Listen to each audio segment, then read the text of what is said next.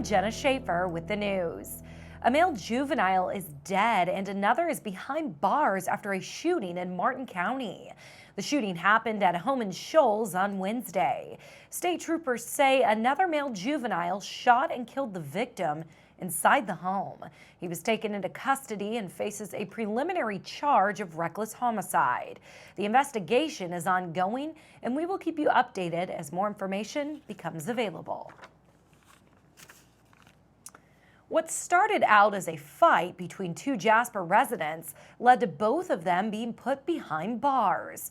44-year-old Brian Williams was arrested on charges of domestic battery, and criminal recklessness.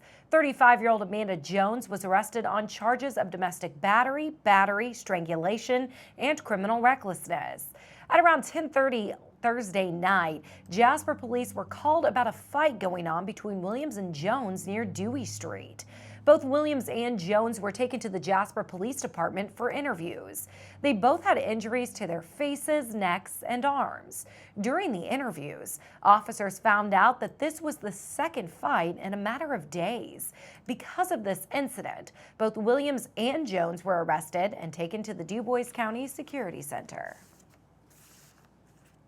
The Dubois County Health Department is reporting 18 additional cases of COVID-19 today. This brings the county's total to 676 positive cases and 12 deaths. Now, out of these 676 positive cases, 428 have recovered. That means that they are out of isolation and are reporting as feeling well. Approximately 5,195 residents have been tested for the virus. And as always, remember, practice social distancing, wear a face mask, and wash your hands frequently with soap and water. Indiana's COVID-19 numbers have been updated. Now, as of Friday afternoon, the Indiana State Department of Health is reporting 2,821 deaths, 72,254 positive cases, and 817,104 individuals have been tested for the virus. Now, here are the numbers for our viewing area. Starting off with Dubois, 676 cases, 12 deaths. Pike, 52 cases. Spencer is reporting 131 cases, 3 deaths. Perry, 183 cases, 12 deaths. Martin has 43 cases. Davies is reporting 263 cases with 20 deaths. Orange, 166 cases with 24 deaths. Knox has 149 cases. Crawford has 44. Posey is reporting 167. Lawrence has 336 cases with 27 deaths. Gibson has 214 cases and 4 deaths. Warwick has 570 cases and 30 deaths.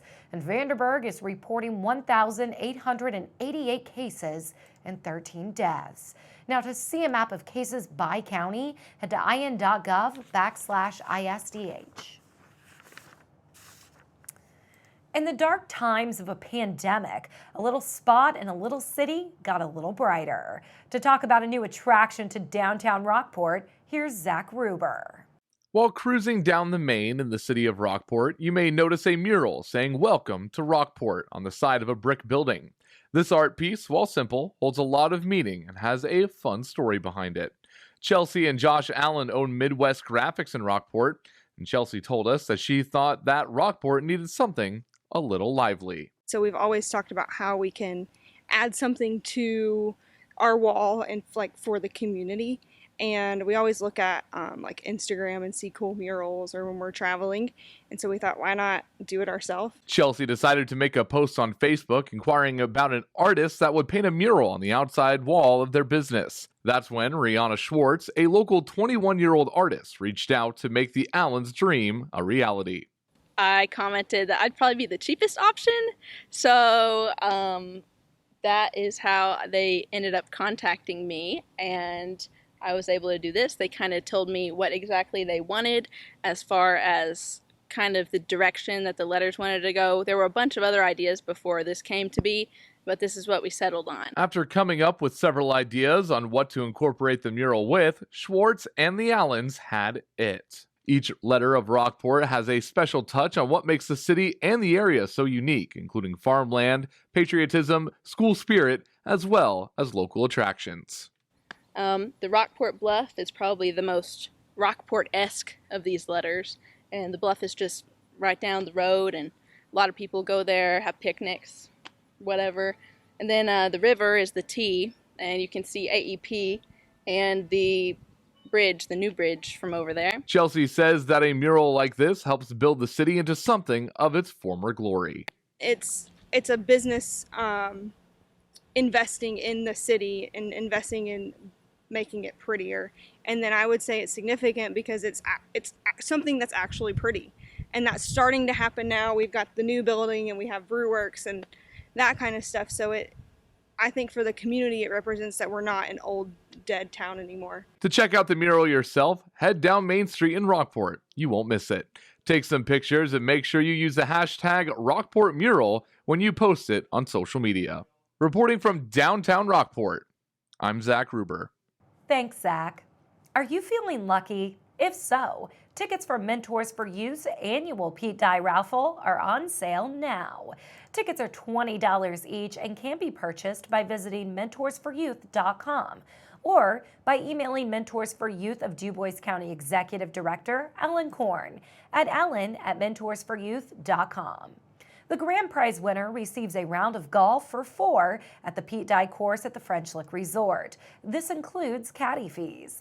The second prize is a round of golf for 4 at Sultan's Run Golf Course. Third prize is a round of golf for 4 at Lucas Oil Golf Course. And the fourth prize winner gets a round of golf for 4 at the Huntingburg Country Club. Only 300 tickets will be sold, and the winner will be drawn on Tuesday, September 1st. All proceeds from the event go towards Mentors for Youth mission of creating mutually beneficial relationships between youths and volunteers. Hoosiers struggling to pay rent and utility bills during the coronavirus pandemic have one more week. Governor Eric Holcomb's rental property eviction moratorium and ban on disconnecting utilities and other services, including internet access, is set to expire on Friday, August 14th. Holcomb says Hoosiers behind on their bills should immediately contact their landlords or utilities or reach out to state agencies for assistance. Hoosiers struggling with mental health issues and substance use disorders have new ways to find help. By partnering with the Indiana Division of Mental Health and Addiction and Mental Health America of Indiana, the state will be able to expand access to trained peer support recovery professionals through Indiana Recovery Network. Peer supporters are trained professionals with personal experience with mental health or substance abuse to help others work through their recovery. The Federal Substance Abuse and Mental Health Service Administration are funding the expansion with over $1 million in grants. This will also add at least 40 part and full-time peer recovery specialists at 16 of the recovery-based organizations across Indiana. This includes the following locations in our viewing area: One Voice Southeast, Peace Zone Incorporated Southwest, Scott County Thrive Southeast, Wabash Valley Recovery Center Southwest. For more information about these programs, visit indianarecoverynetwork.org. Indiana's top education official says she thinks schools can safely reopen despite mounting reports of students and staffers testing positive for the coronavirus within days of returning to the classroom in some districts. Jennifer McCormick, the state's school superintendent, says during a webinar Thursday that she thinks it's best for medical experts to determine if, when, or how schools should reopen.